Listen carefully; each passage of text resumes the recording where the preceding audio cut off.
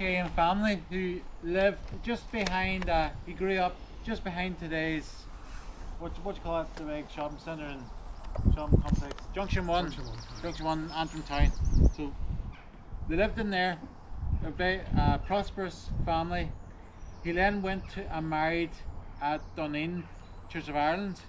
At that time, because of the penal laws, they had to go to get the marriage solemnised. So he went to there to get married.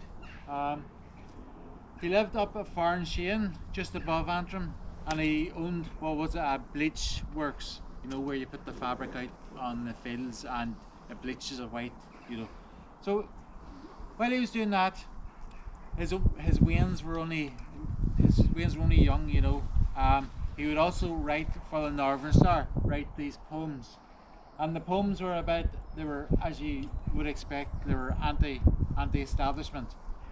So the British basically they came up here, they seen that they had to make a martyr of someone to try and kick these Ulster folk into hand, you know.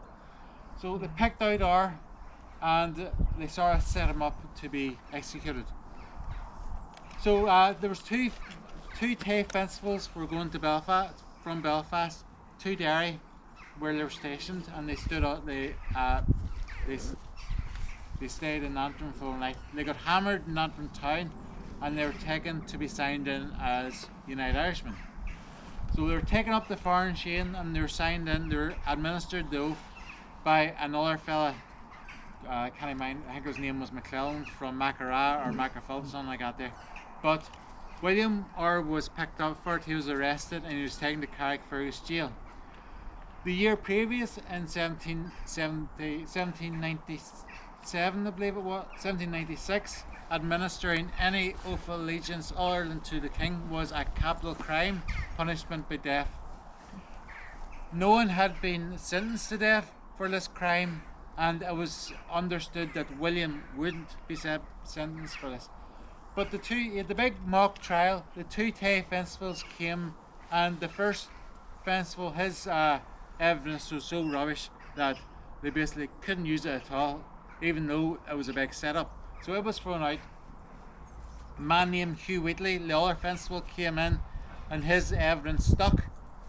At the trial, there was all this drinking at the trial, and it was basically just a mockery of the court system. And when the sentence was handed down, it was a court martial, when the sentence was handed down as death, the judge actually cried. He said, "This is a mockery, but all we can do, we have to sentence here to death."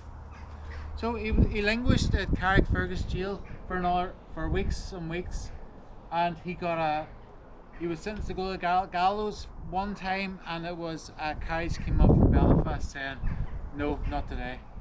Came up a second time, "No, not today." So he thought he was going to be let off. No one had been tried in a public court martial and been killed as being a United Irishman. Although the year previous, a lot of men were killed for being United Irishmen. There was wee mini risings. There was actually a rising in Fermanagh and Tyrone in the spring of 1798, but there was no big court martials. They were just put down proper. But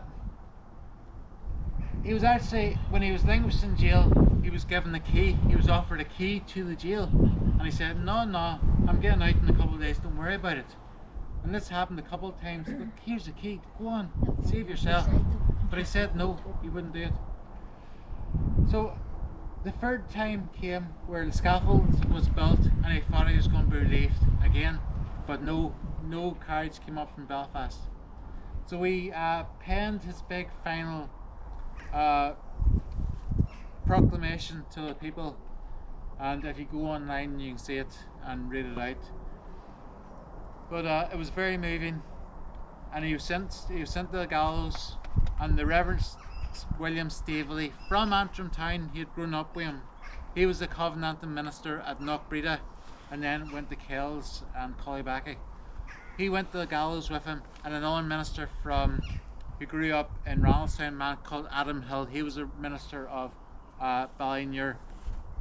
So he was hanged at the gallows where today's KFC is. If you go into Carrickfergus, that's where he was hanged, where the KFC is. Mm-hmm. So at that time, because he was hanged for being a United Irishman, it was illegal for him to be waked and he was to be buried straight away. However, the good Ulster Scots folk of this area had said no way, because he was a Presbyterian from a well-to-do Presbyterian family, a well-respected Presbyterian family. His brother was the sheriff of Cranfield, of Ranstown area. His other brother owned the whole pile of land, the Cravery. The Scots folk decided, no, we're going to pay our respects to this man. So the Reverend Adam Hill took him to Ballymuir Presbyterian Church, laid him out, and they waked him at Presbyterian Church. The local Masonic order formed a guard that night and protected the church, all around the church. But unbeknownst to the Masonic order, everybody else came down from the hills. Thousands upon thousands of men came down for this wake, right? So it was deemed illegal, and a message was sent up to the yeoman camp, which was just above Ballymuir. It's still there today. So they were to come down and get rid of this, sort out this wake once for all. But there's good yeomanry, there's bad yeomanry, a lot of bad yeomanry. The yeomanry up at Ballymuir closed their gates, says no, we're not going. We can't. You know, they were Presbyterians as well. Say, no, we know this family. There's not a hope we're going anywhere near that. So they didn't come out. But on the next day, as they were travelling with the coffin to here, thousands upon thousands of people lined this route. Blair's camp, dispatchment of yeomen and militia were sent up here to put it down. Once they got up here, they seen, we can't come here. Look, there's thousands of people here. So they couldn't do anything. What they did do was line all around here, and they shouted insults. That's all they could do. Shouted insults at the coffin as being buried, put in here. As thousands of good Ulster Scots folk would come down here, they were shouting abuse. So you had a Tipperary militia, you had the Dublin militia, all lined all around shouting abuse at William Orr's whole family. So after William Orr was killed, the rising happened in 1798. His wife, the yeoman went up to his wife's house and burnt it to the ground. She had to hide with all his wee ones in a ditch for 3 days after. Unbeknownst to William, his wife was also pregnant, but William didn't know at the time, with his 4th or 5th child. So that's one that he never knew of. So from here, that's the story of William Orr. His name then becomes synonymous with the rising, and the battle cry is Remember Orr, because you've got 110,000 people up here, United Irishmen. You've got 200,000 down south. You got the third of the army of the United Irish Army was up here. So the cry was Remember Orr. Right, so we get back to the Battle of Antrim here. Once the column from Mollusk come into Templepatrick, they're met from the column from Carnmoney, and it was led by a man named Joseph Blackburn. In here, Templepatrick, the column in Templepatrick was ready and waiting, and it was led by a man named John Rusk. John Rusk, when he seen everything happen, he said they had put something in the oven, has to go and check he has the oven off, you know. So he flits off and never comes back. He takes cold feet, as you know, it's to be expected with some people who take cold feet and run. But I talked to you a wee bit about the volunteers previously. There's a brigade of volunteers called the Belfast Blues. It was headed by a man who owned the Dunadry Mill, a man who was Lieutenant Blow. Lieutenant Blow, after the volunteers were all dispatched, whatever, there were no more, he hid the cannons in his warehouses in Belfast. So before the battle, a couple of weeks before the battle, he took the 2 cannons up to Blow's Mills at Dunadry. The week before, a couple of days before, he took them to Dr. Dare's hotel in the middle of Templepatrick here, and the day previous they took the cannons apart and put them under the rafters of the Presbyterian church, which will go past on their way to the next place. So on the morning they're trying to get these cannons up. They're only managed to get 1 cannon up proper, and they have to steal one of his lordship's wagons. They put it on the wagon, and the local blacksmith ties it onto the wagon. So you've got this cannon now on a wagon, and the other one have to leave behind because it's such in bad disrepair, and it would just take too long for it to be made good. So they start off from here to Antrim. Donegal Hill's just over here. They send the message to Donegal Hill, right? It's time, lads, time to start. So you have all these boys up there from Ballinure, who had woke William Orr, and all the ones from Ballyclare, all start making their way down from Donegal Hill in a column. So that's really it from now. We'll now go to Donegal Hill, and any more, Don? Well, just sort of in general terms, the commander of the Crown Forces in Belfast was General Nugent, and he had information, basically. One of the reasons why the rebellion failed, one of the main reasons, was because of spies and informers.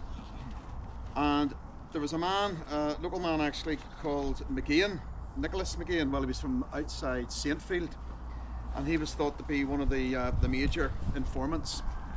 So basically the plans that McCracken had made, very quick plans that he had made to bring columns of men down into the town of Antrim to take over the town, and he knew that a magistrates meeting was being held in the old courthouse there. These plans were known to the Crown Forces, so they were able to reasonably quickly back then, without the lines of communication we have today, start organising reinforcements to come down into the town. And you know, all over Ireland, of course, that was the case as well.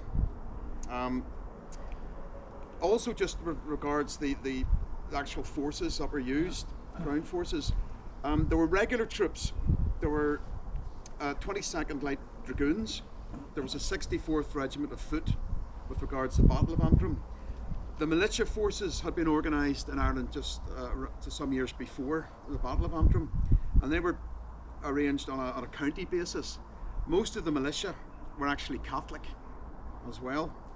So with regards to the Battle of Antrim, the Kerry militia were involved, the Dublin militia, the Tipperary militia, Armagh militia, and of course the Monaghan militia.